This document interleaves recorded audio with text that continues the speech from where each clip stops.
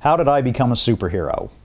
Well, everyone has a 9/11 story, basically, about how they became a superhero. They had this huge life-altering event that happened to them, and they put on their mask and their cape, and out the door they went.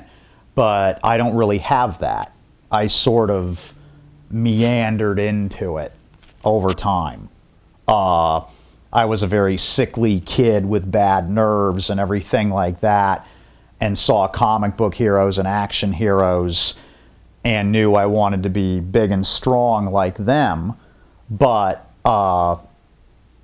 then I was a police academy graduate as I got older, and I was in the service, and I took martial arts, and I did not realize that over time I was grooming myself to become a superhero.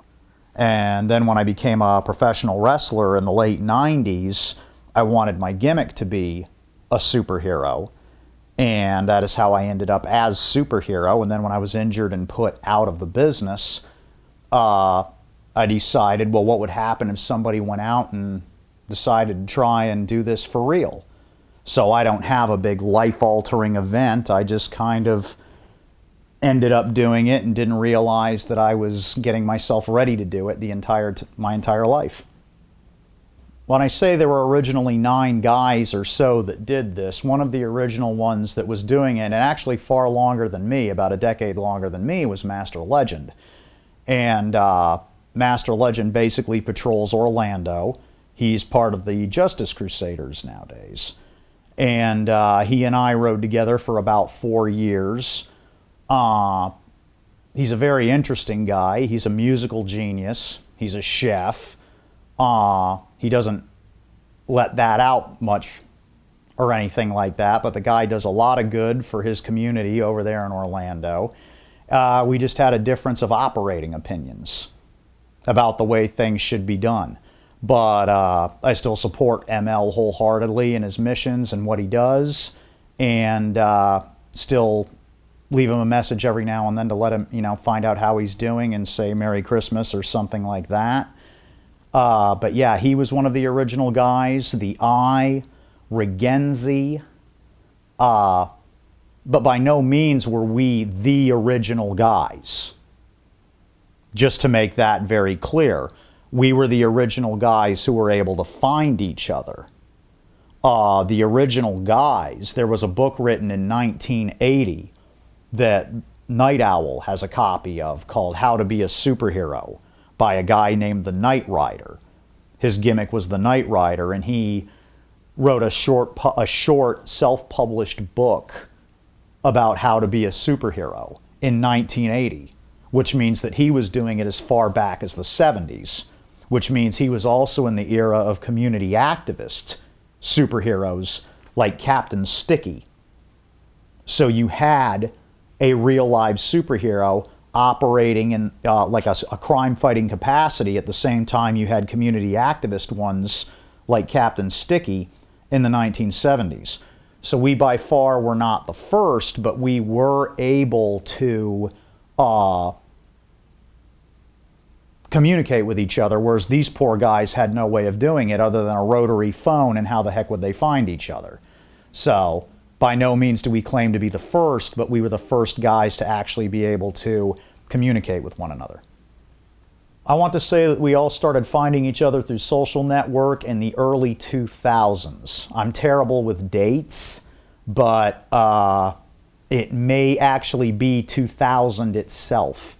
Like it was like the turn of the century where these people all started finding each other and growing in numbers and growing in ranks and everything like that. If you listen to any George Norrie or anything like that, which of course you take everything that you hear there with a grain of salt, but numerologists and that kind of thing might say that there's some kind of significant meaning to all of these costumed activists finding each other all at once in this huge wave, and it just growing and growing and growing. But I'm pretty sure it was right around 2000. The biggest difference I see between now and then, and it's funny that you brought that up because we were just discussing it recently, was that I believe now it has become a culture Whereas back then it was a counterculture.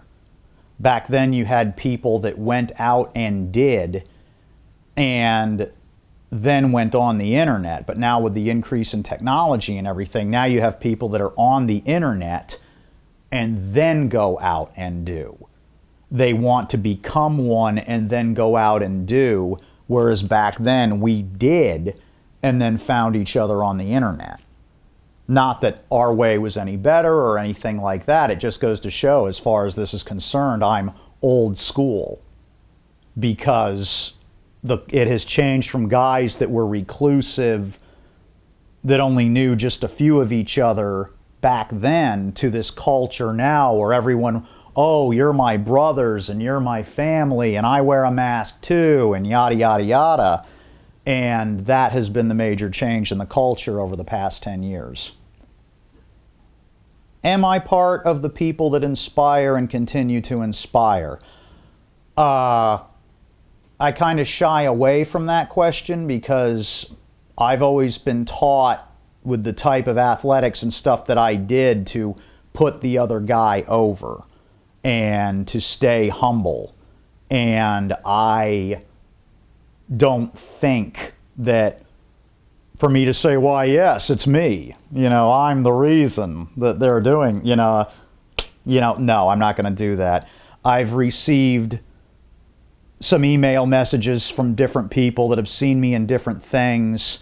Documentary I was in Canada, the recent film on HBO, another documentary film I was in years ago, an article in Rolling Stone. It goes on and on and on, and they send me a message and say, hey, you inspired me.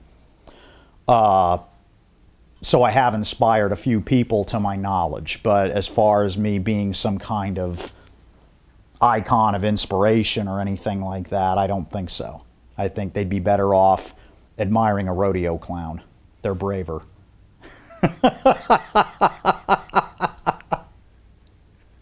How do I feel that my various types of training have prepared me to be a superhero?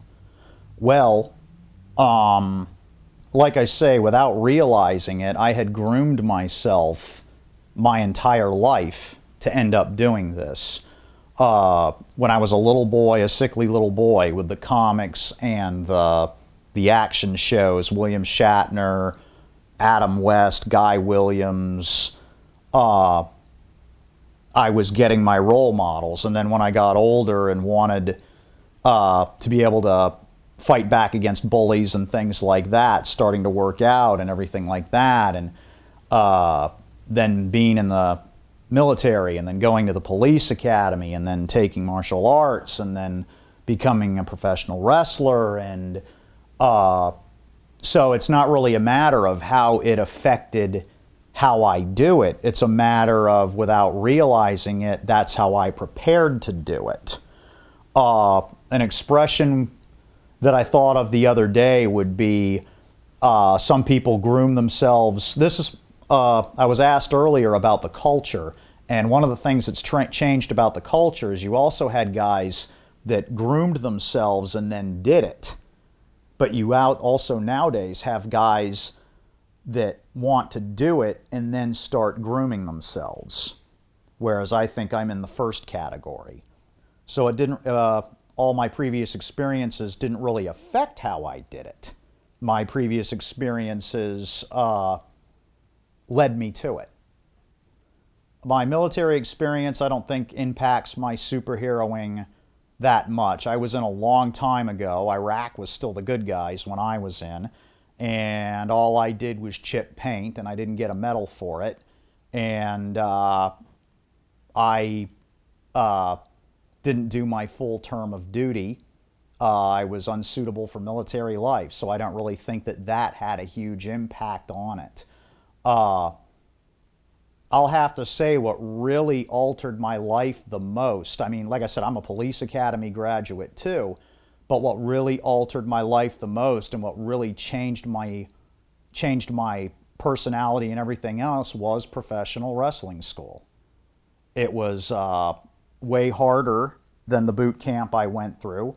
It was way more challenging than the police academy I went through.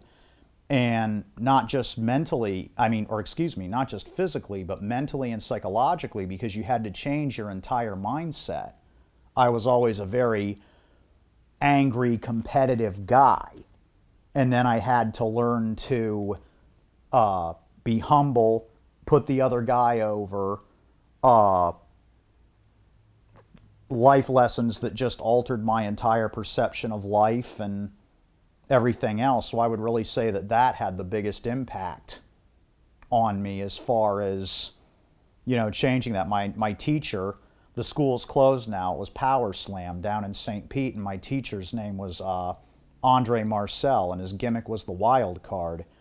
And I don't know what ended up happening to him, but I hope if he sees some of this someday that thanks a lot, Andre, for putting me on the right path, is what I would say to him. I may not have ended up wrestling, but, he still put me on the right path.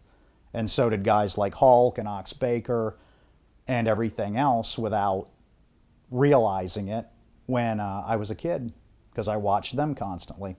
What does put the other guy over mean? Wrestlers have a secret language. It used to be called Carney. It's not so secret anymore. I've heard kids on the street using the expressions that are used in the language and everything like that. But the expression put the other guy over, what that meant was to say, like say if two guys met each other backstage, we gave each other the handshake so we knew how the other guy worked. One might say, do you wrestle? And the other one would say, no, but I can work. And then we know that the other one's in the know. And then he would say, all right, you're going over tonight, which would mean he's going to put the other guy over. The other guy is going to win, and he's going to put him over. And so basically what put the other guy over means is let the other guy win. And how that applies to itself in real life. If somebody says, well, I did this, most people's reaction is to reply with, well, that's nothing because I did this. Everyone is always trying to put themselves over. Whereas put the other guy over means to encourage other people and promote other people and push other people and reward other people. And that is the biggest lesson that I think, like I said in the previous statement, that I got out of professional wrestling, was put the other guy over. And that's what I've always tried to follow the entire time that I've done this. It may be why, from what I understand, I'm one of the more popular guys that does this, if nothing else. And I always encourage the other guy, put the other guy over, try to answer questions and help the other guy. And so, hence putting the other guy over. That's what it means.